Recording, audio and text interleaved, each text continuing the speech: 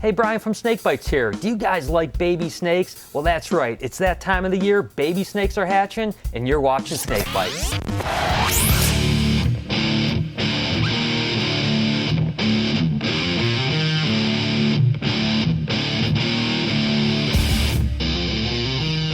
When you're breeding snakes, getting eggs and all that stuff is really exciting, but hatching snakes is what we're all about here at BHB. And over the last couple days, we finally started to get baby snakes to hatch. Today's the first day I'm going to go through them and start pulling them to get set up, so I want to show you guys what's been hatching here. I'm going to start with these first couple boxes and let's just see what we got. This is always just super exciting this time of the year. And these are actually some albino Brooks Kings. You can see this is actually a crimson corn clutch here that hasn't quite started to hatch. But these albino Brooks Kings are almost all out of the egg, and there's just a bunch of really cool looking babies here. Okay, look at this. This is pretty cool. These are albino goini. Again, they're similar to the albino Brooks, but they're actually a different subspecies. You can also see this other clutch of granite Mex are just starting to hatch out. Gosh, these guys are really beautiful. You can see a bunch of heads just starting to pip out. You can see the bubbles here on this egg. That's where they're starting to breathe. They're actually cutting through the eggs and taking their first breaths. Oh, check this out. This is really cool. This is actually a hypomelanistic apricot Pueblan milk snake. Wow, that's just awesome. And again, if you dig around, oh look, here's some more. There's two more hypo apricots. You can see all these little babies just kind of cruising around underneath. Oh, another hypo apricot. How nice is that? That's 4 in this one clutch. That's really cool.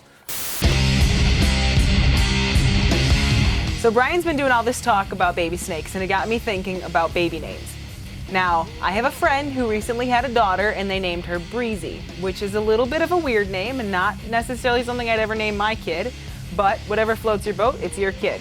We want to know what you guys think. Do you know anyone who's got a really weird name? Or would you ever name your kid something that's kind of out there? Leave us a comment below and let us know what you think. All right, so hatching snakes is really fun, but the next step is certainly setting them all up, which is a lot of work. You can see these racks right here. They hold 5,000 baby snakes, and for the most part, they're empty, which means we've sold out all the animals from last year in these rows. They're going to be full within the next 3 or 4 weeks. That's a lot of babies to set up. I want to take you through the process of what we do when we're setting up baby snakes. We use these take-along tubs, which are perfect for individual snakes. Obviously, we're using aspen bedding, and we just put a little bit of bedding in here. You can see I've already done this whole wall here. They're pretty much ready for baby snakes. Once everything is hatched out of a clutch, I just literally take 1 baby snake per tub, because again, we find that it's the easiest thing to keep them individual. That way you can keep feeding records, you can make sure everything's doing well, also get individual water. Not to mention, a lot of the snakes that we breed, like king snakes, are cannibals, so you don't want to put more than 1 baby per tub because they might eat each other. Again, you just put them in there. Of course, baby snakes need water, so we have water dishes over here. Basically just fill up a bucket, do some waters, put water in each and every one, and then we mark each animal, what the sex is, what the animal is, and what clutch they come from, so we know the whole genealogy. Now, these baby snakes, you might ask, are they gonna feed anytime soon? What happens when a baby snake just hatches is that they have a bunch of yolk from the egg that's gonna sustain them for about 7 to 10 days. During that period of time, they're gonna go into shed out, and about 3 or 4 days after their shed, they're gonna get their first meal, and then it's just a matter of repetitive maintenance. Although setting up baby snakes is certainly a necessity, seeing what I hatched is what it's all about for me this time of year. It's like Christmas every day. So let's check these things out. Okay, we got 2 good clutches here. We've got some goini here, which are blotch king snakes, and these are really cool. These are Mexican milk snakes, or annulata, and I just love these little guys. What's interesting about them is they hatch in about 15 days less than most snakes, so it's kind of cool to see them really early on. It's always one of my earlier clutches. These Brooks Kings are really cool. These are actually aneurystic Brooks and white-sided and aneurystic white-sided. And you can see this one's head still coming out of the egg. He's still going, I want to get out of my egg. Now he's going back in because he's freaked out. So we'll go ahead and set him aside. He'll be out by tomorrow for sure. Here's some more Mex. These are really cool. These are just straight Mex, but you can see some of them have lines on them, which is really cool looking. As a matter of fact, if you see all these kind of fruit flies flying around, for whatever reason, these little flies love the egg albumin. So whenever I'm hatching snakes, it kind of goes crazy. But again, these things don't hurt snakes whatsoever. They're not a parasite or a pest or anything like that. They're just little teeny fruit flies that are more of a pain in the butt, and you definitely want to make sure your mouth is closed around because they'll go right in your mouth and they don't taste so good. Oh man, this is truly an awesome gem. I haven't produced these the last couple years. These are actually albino Japanese rat snakes. And again, they're not very common at all, so producing them was really exciting when we got our clutch of eggs. And I can't believe we hatched out of 5 eggs. It looks like we have 3 albinos and 2 het for albinos. This was an albino Japanese rat to a het albino, so I'm pretty happy with the odds. And man, those things are really beautiful. Ooh, they're little squirmy buggers too. Let's see, what do we got here?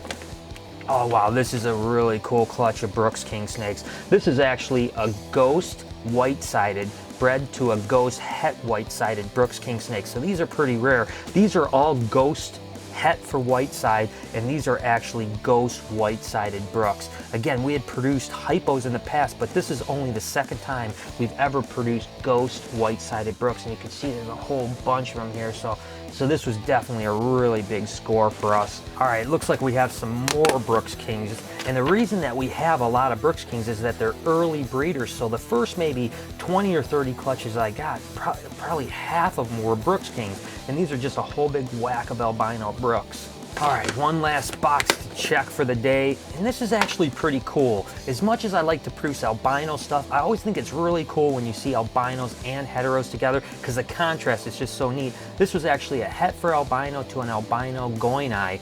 You can see how beautiful colors and pattern this particular albino goini has. And again, they look really cool when you put them next to all these heteros.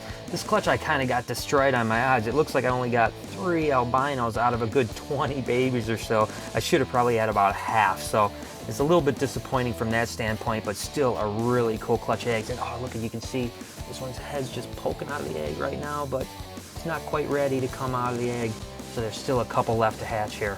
Well, this is probably only the first 30 or 40 clutches that are due to hatch this year. With thousands more to go, we certainly have a lot to look forward to, and I'll make sure to keep you guys updated as we go.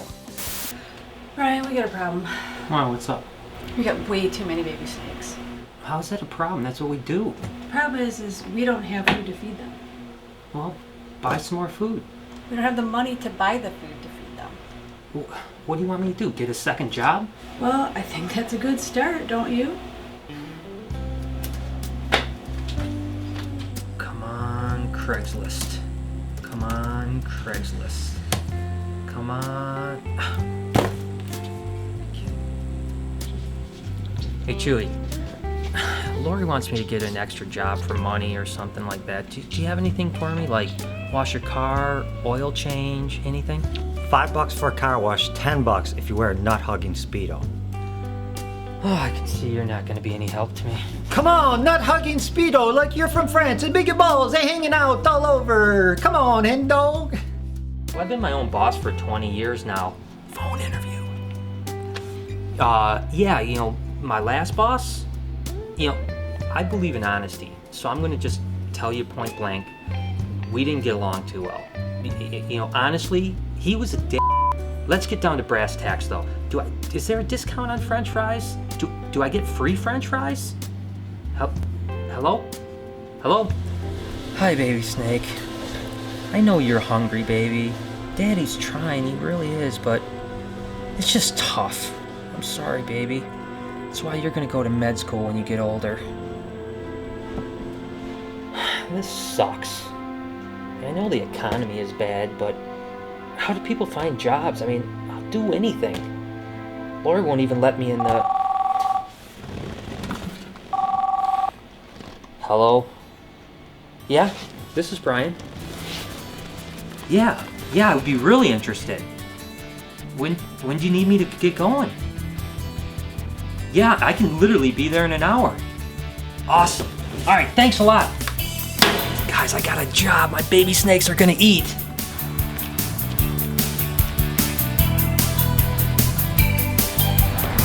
Hey, I've got mouths to feed.